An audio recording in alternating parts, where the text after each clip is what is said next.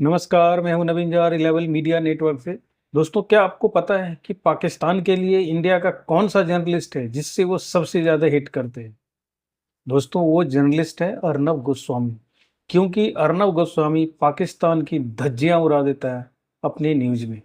लेकिन भारत में ऐसे भी बहुत सारे जर्नलिस्ट हैं जो पाकिस्तान के बहुत फेवरेट हैं, जिसमें नंबर 1 पे तो राजदीप सरदेसाई है।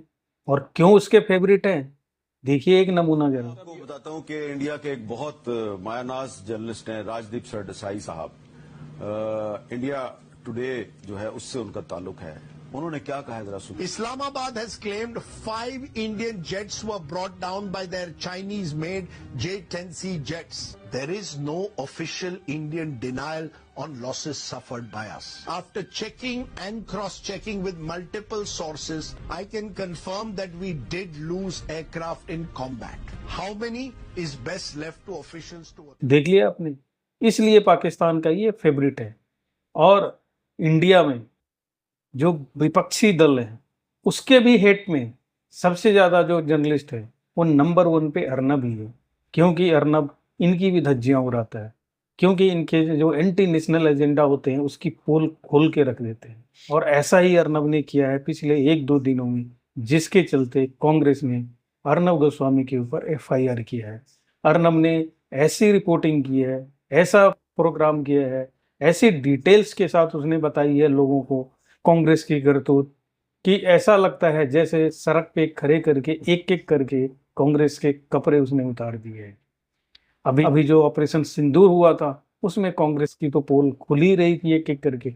लेकिन अर्नब ने पाकिस्तान, चाइना और टर्की के साथ जो रिलेशन कांग्रेस के है उसको एक एक परत दर परत खोल के कांग्रेस को बीच चौराहे पे नंगा कर दिया लगता है। और ये कांग्रेस को कैसे बर्दाश्त हो कि इंडिया में बैठ के कोई जर्नलिस्ट हमारे साथ इतना बेरुखी से पेश आए, इतनी बेदर्दी से हमारे लिए रिपोर्टिंग करे। तो कांग्रेस इतने साल सत्ता में रही है, सत्ता की सनक अभी दिमाग से गई नहीं है अभी तक। राहुल गांधी को देख लीजिए, मोदी के साथ किस तरह से तू तड़ाक की बात करता है जब भी पब्लिक मीटिंग में जाता है। ये पिछले दिनों भी जो वीडियो था वायरल हुआ था जब बिहार में भाषण दे रहा था अंबेडकर हॉस्टल में। कांग्रेस ने जो एफआईआर किया है, किस रिपोर्टिंग पे किया है, कौन सा ऐसा प्रोग्राम था, वो प्रोग्राम आप देखिए। प्रोग्राम ज़्यादा लंबा नहीं है, 3-4 मिनट का प्रोग्राम है, लेकिन आप पूरा देखेंगे तो समझ आ जाएगा।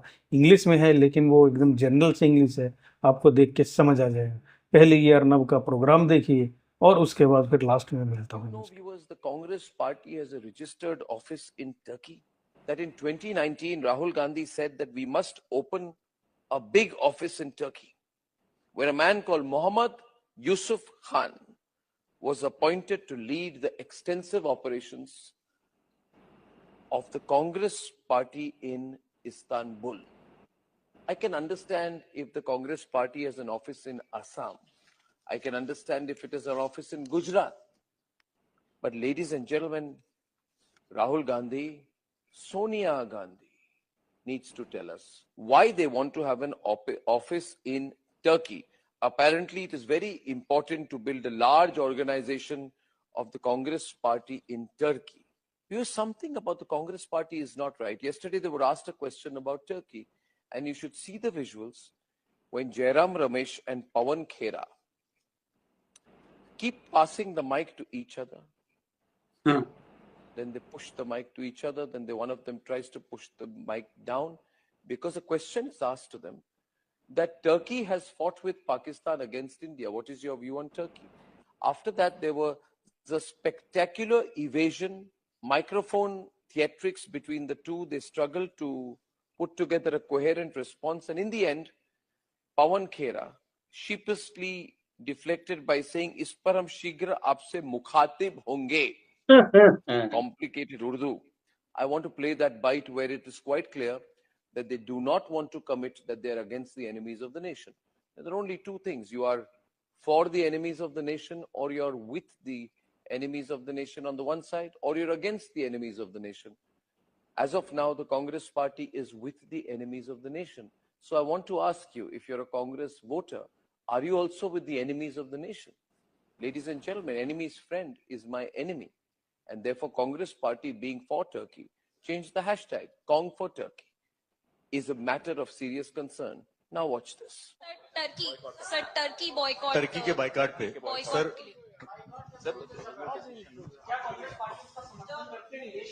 इस पर भी हम शीघ्र आपसे जरूर sir sir sir sir You see, viewers, there is a problem I have with the Congress party more than with even Pakistan and Turkey. These are enemy countries. But a party that is operating in India is openly with our enemies. They have an agreement with China. They are dependent and friendly towards Pakistan. They are non-committal on Turkey. What kind of a party is this? How much more will this party compromise our national interest? They are joining hands with Turkey when they know they have a biggest arms supplier to Pakistan. Turkish drones have been used. Turkey has opposed Operation Sindoor. And Erdogan says Muslims are being massacred in India. Erdogan has interfered in the Kashmir issue. And Turkey has always taken a pro-Pakistan line. I have real doubts today. I have reason to doubt the Congress party. In any case, this family I don't trust, because following the principle of the UN resolution approach, Rahul Gandhi's whole family has put this country into trouble. His great-grandfather and India's unfortunate first selected PM rushed to the United Nations over Kashmir, stretching the dispute for decades. This family has compromised national interests repeatedly. Viewers, what do we do with such a party? Now let me put this in context. One, their position on Turkey. They're a pro-Turkey party. And then Rahul Gandhi went and met the Pakistani lobby in the United States. He had extensive detailed discussions with Ilhan Omar, the same person who passed the anti-India resolutions in the US. Apparently, the Rajiv Gandhi Foundation repeatedly got crores from the Chinese embassy. They signed an MOU with the Chinese Communist Party, and Rahul Gandhi went and had secret meetings with the Chinese officials in 20. Put everything in perspective. At the Nationalist Collective, we believe that we have to boycott Turkey and ban Turkey. But what do we do with this Congress party? This party, the Congress party, and this family, the Vadra Gandhi family, which at a time when they should have been for the country have attacked our national interest. Ladies and gentlemen, I'm clear where I stand. The party should be banned and boycotted. देख लिया आपने programme, किस तरह से परत दर परत, जैसे प्याज का छिलका उतारते हैं ना एक एक करके, वैसे ही कांग्रेस के छिलके उतार रही है। और कांग्रेस को इसलिए मिर्ची लगी हुई है कि देश की जनता के बीच में हमारी छवि इतनी धूमिल कर रहा है। देश की जनता को भी उसने आह्वान किया है कि भाई इतनी सच्चाई मैं बता रहा हूँ तो सोच समझ के फैसला लो कि सपोर्ट करना है तो किसको करना है। जो नेशनल कॉज के लिए नहीं लड़ सकता, जिसके अंदर राष्ट्रभक्ति की भावना नहीं हो, उसके साथ जुड़ के क्या करना है। लेकिन हमारा देश तो ऐसा है, स्वार्थियों से भरा हुआ है। जो अपने स्वार्थ के लिए काम करते हैं वो कभी नेशनलिस्ट हो नहीं सकते। जिसके लिए नेशन फर्स्ट है वही राष्ट्रवादी हो सकता है दोस्तों। तो अर्नब ने भारत के लोगों के बीच में ये प्रोग्राम फ्लोट करके ऐसा किया है कि कांग्रेस की छवि धूमिल होनी निश्चित सी लगती है। आप पत्रकार को ही देख लीजिए, जिस पत्रकार को आप गोदी मीडिया बोलते हैं, गोदी मीडिया शब्द आया कहाँ से? गोदी मीडिया, जो एक्चुअल में गोदी मीडिया है वही दूसरे को गोदी मीडिया कहते हैं, क्योंकि इतने सालों तक कांग्रेस की गोद में बैठ के पत्रकारिता करते रहे। अब कांग्रेस की गोद रही ही नहीं तो पत्रकारिता करेंगे कैसे? नेशनल चैनल से निकाल दिए गए, घर बैठ के यूट्यूब चलाते हैं। लेकिन यूट्यूब पे भी देखिए इनका इकोसिस्टम कैसा है, मिलियंस में फॉलोअर्स हैं। वो कौन से फॉलोअर्स हैं? कौन इनका प्रोग्राम देखता है? डालते ही नहीं है कि लाखों के व्यूज आ जाती है। कौन है वो लाखों लोग जो इनके व्यूज वीडियो को देखते हैं? तो इनका जो इकोसिस्टम है इतना स्ट्रांग है। लेकिन अर्नब हार मारने वाले में से नहीं है ऐसा पत्रकार। इसलिए आपने देखा हुआ पिछले 4-5 साल पहले की घटना याद कीजिए, जब महाराष्ट्र में उद्धव के खिलाफ उसने जंग छेड़ी थी, जेल भी होके आया 1 हफ्ते तक, लेकिन अर्नब के तेवर कम नहीं हुए। तो लगता नहीं है कि कांग्रेस अर्नब को झुका पाएगी। FIR करने से तो क्या होगा, केस लड़ता रहेगा। राहुल गांधी पे तो पता नहीं कितने FIR है, फिर भी प्राइम मिनिस्टर बनने के सपने देख रहा है। देखिए आगे क्या होता है, कुछ देखे या ना देखे। लेकिन अगर आपने ये जो मैंने वीडियो दिखाया है अर्नब का नहीं देखा है तो इस वीडियो को जरूर देखें दोस्तों।